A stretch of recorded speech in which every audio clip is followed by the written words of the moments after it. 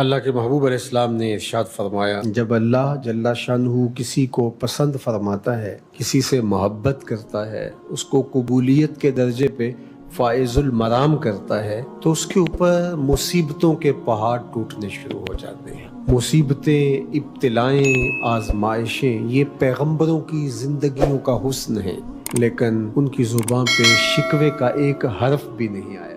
تو یہ ابتلا، یہ آزمائش بندے پر ڈالی جائے تو یہ اللہ جل شانہ کی طرف سے اس بندے پر اللہ کی رضا کے حصول کی ضامن بنتی ہے۔ پھر اس کے بعد اس شخص کا روئے سخن کدھر ہے، اس ابتلا کے بعد اس کا انداز نظر کیا ہے، اس انداز نظر سے پہچانا جائے گا کہ یہ بندہ بارگاہ قدس میں قبول ہوا یا مردود ہوا۔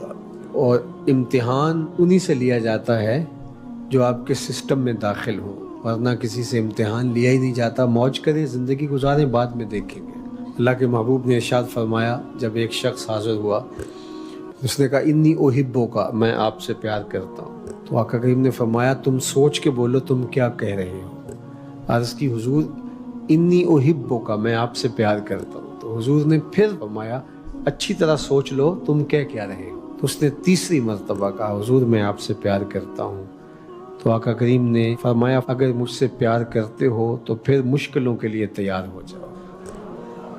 جو سیس تلی پہ دھر نہ سکے وہ پریم نگر میں آئے کیوں۔ اس کوچے میں ملامتیں بھی سہنی پڑتی ہیں، تکلیفیں بھی اٹھانی پڑتی ہیں، پھر فصیلے دار پہ سروں کا چراغاں بھی کرنا پڑتا ہے، دکھ جھیلنے پڑتے ہیں، تکلیفوں سے گزرنا پڑتا ہے، لیکن ان سارے پروسیس کے باوجود زبان پر شکوے کا ایک حرف بھی نہیں آنے دینا ہوتا۔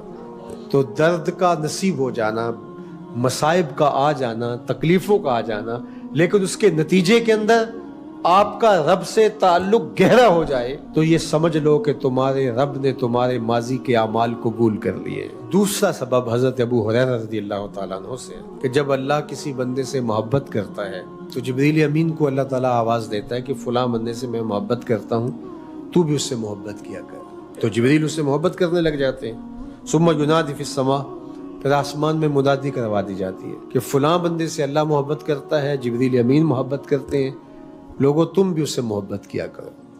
تو لوگ بھی جو آسمانی دنیا کے ہیں وہ اس سے محبت کرنے لگ جاتے ہیں۔ پھر اس کی قبولیت کو دنیا میں رکھ دیا جاتا ہے، لوگ اس سے پیار کرنے لگ جاتے ہیں، لوگ اس سے محبت کرنے لگ جاتے ہیں۔ یہ اس بات کی دلیل ہے کہ اللہ تعالیٰ نے اس شخص کی جد و جہد کو، اس کی نمازوں کو، اس کے روزوں کو، اس کے اعمال خیر کو، اس کی خدمات دینیہ کو، اس کی اچھائیوں کو، اس کے سجدوں کو، رکوع، قیام اور سجود کو اپنی بارگاہ میں قبول فرمایا ہے۔ محبوب علیہ السلام نے ایک تیسری چیز ارشاد فرمائی، جب اللہ جل شانہ کسی بندے کے لیے خیر کا ارادہ کرتا ہے تو موت سے قبل اس کو اچھے اعمال کی بے تحاشا توفیق عطا کر دیتا ہے۔ تو یہ اس بات کی دلیل ہے کہ رب نے اس کو اپنی بارگاہ میں قبول فرما لیا۔ چوتھا سبب علماء نے یہ بیان فرمایا کہ التوفیق للطاعہ، اطاعت کی توفیق کا میسر آ جانا، اور یہ بھی اس سے جڑی ہوئی چیز ہے جو میں نے ابھی آپ کے سامنے رکھی۔ ورنہ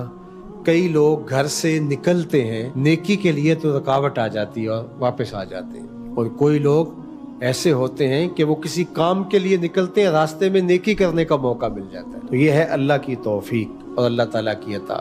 ایک یہ سبب بھی علماء نے بیان کیا، ان یفرح العبد اذا ذکر اللہ، کہ بندے کی کیفیت ایسی ہو جاتی ہے اس نیکی کے مسلسل اعمال کے بعد کہ بندہ جب کوئی پھر نئی نیکی کرتا ہے اس کو چاہ چڑھ جاتا ہے، وہ نیکی سے خوشی، روحانی مسرت، باطنی فرحت و بشاشت محسوس کرتا ہے۔ لیکن اگر نیکی کرنے کے باوجود کوئی فرحت نہیں ہوتی اور گناہ کرنے کے باوجود کوئی ندامت اور شرمندگی نہیں ہوتی تو پھر سمجھو کہ یہ اندر کا معاملہ خراب ہو چکا ہے، اس کے علاج کی طرف متوجہ ہونا پڑے گا۔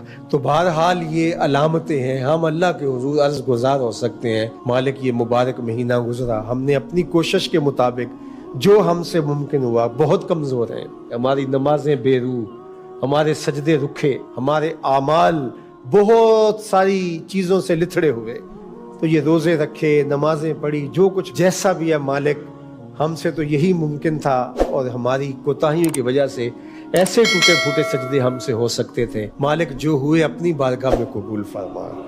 اور اللہ یہ علامتیں بھی ہمیں نصیب فرما اور ہمیں باطن کی ستھرائیاں بھی، خیالوں کی پاکیزگیاں اور سوچوں کی عفتیں بھی نصیب